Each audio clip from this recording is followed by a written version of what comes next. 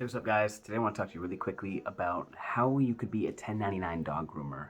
Is it classified correctly, or are you being misclassified? So we'll start off with the fact that when you are hiring someone as a 1099, you're not hiring them as an individual, you're hiring them as a business to do a job. Because if someone's a 1099, it's saying they're an independent contractor. And if you're an independent contractor, I highly recommend getting some business insurance. So if a person hires you as a 1099 contractor and you're working at a dog grooming salon, you're a business owner going to the dog grooming salon and working your own schedule, your own hours, your own client, and then whatever agreement you have between you and them, that's how the payment works. Taxes wise, that person that maybe owns the salon doesn't own anything to do with you. Like, they can't tell you how to do your grooms. They can't tell you anything. All you're doing is agreeing that you're going to go in and do a specific job, and then you'll give them a cut or whatever, however it be. You have to think about hiring a 1099 dog groomer as if you're hiring someone to come and, mow your lawn. Because all you're doing is telling them, hey, I need someone to mow my lawn. They're not saying, okay, John will be out to mow your lawn. No, they didn't say that.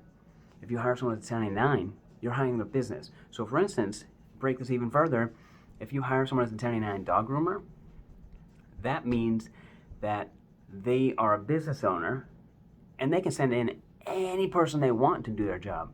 They could have an employee that comes in and does the dog grooming.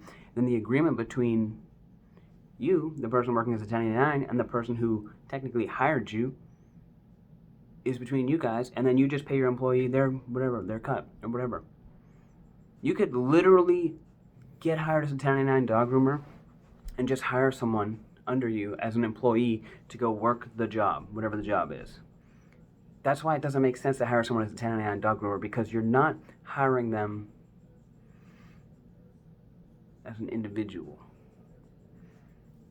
They could literally have an employee working the job there, dog grooming, and then you could send in someone else and swap them out in the middle of the day. You could go in 24/7. You make your own schedule. You're there when you want. Your employees are there when they want, and there's no person giving you raises, taking your payments, or any of that crap.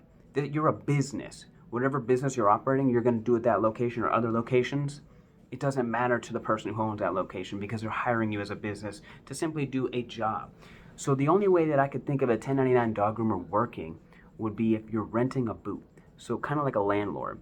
So the person is just renting you the space, you're grooming there whenever you want, and then you pay them a flat amount at the end of the month. But I mean, hiring someone as a 1099 dog groomer does not make sense. You have to think about it like this, to break it down even further. A hairstylist, they're not hired as a 1099, and if they are, they're booth renting. Dog grooming and hairstyling are very, very similar. Why would you be able to 1099 a dog groomer that's not renting a booth, but not 1099 a hairstylist that's not renting a booth? That doesn't make sense. So if you really want to know if you're being misclassified and you're still wondering, file an SS8. That'll tell you, the IRS will tell you if you're being classified or misclassified. Classified correctly or misclassified. You know what I mean. But yeah, if you're not renting a booth and you're a 1099 dog groomer, most likely you're being misclassified.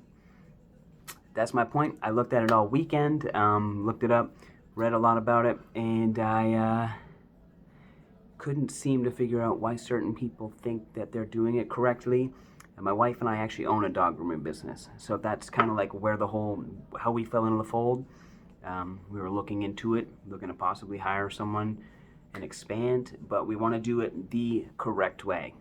And I urge you, if you're being classified as a 1099 and you're not renting a booth and you're a dog groomer, I highly recommend filing an SS8 to find out if you're being classified correctly. And if you are being misclassified, use it to your advantage. Send in some random person to come do your job. Get an employee. They can literally just go do your job. You don't even have to go. Make it your advantage. Why would someone, now the question stands, why would someone misclassify someone as a 1099 employee for them, a 1099 contractor? The reason why they would misclassify you, tax evasion.